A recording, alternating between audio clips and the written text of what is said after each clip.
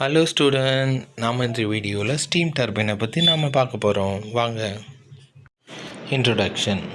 Steam turbine ஆனது high pressure மற்றும் high டெம்பரேச்சரான steam generator மூலமாக ஷாஃப்டிலே ஒர்க்காக கன்வெர்ட் செய்யப்படுகிறது.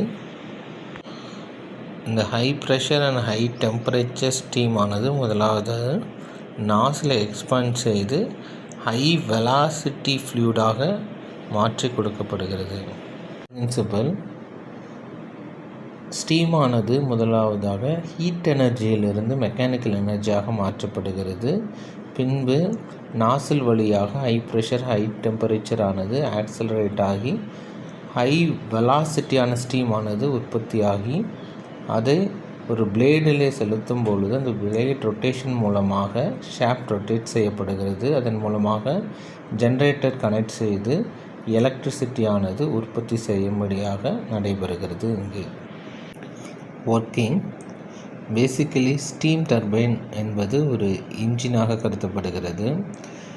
இதிலே ஹீட் எனர்ஜியானது மெக்கானிக்கல் எனர்ஜியாக ஸ்டீமின் மூலமாக மாற்றப்படுகிறது. டர்பைனிலே செலுத்தப்படுகிற ஸ்டீமானது தெர்மல் எனர்ஜி மூலம் மெக்கானிக்கல் எனர்ஜியாக மாற்றி அதன் மூலமாக ஒரு பெரிய எக்ஸ்பான்ஷனான ஸ்டீம் நடைபெற்று எலக்ட்ரிசிட்டியானது உற்பத்தி செய்யும்படியாக இந்த ஸ்டீம் டர்பைன் பயன்படுத்தப்படுகிறது. Application of steam turbines. இது 4 இடத்திலே பயன்படுத்தப்படுகிறது. ஒன்று பவர் ஜென்ரேஷன், எலக்ட்ரிசிட்டி உற்பத்தி செய்யும் இடங்கள். Geothermal station, solar power ஸ்டேஷன்ஸில் பயன்படுத்தப்படுகிறது.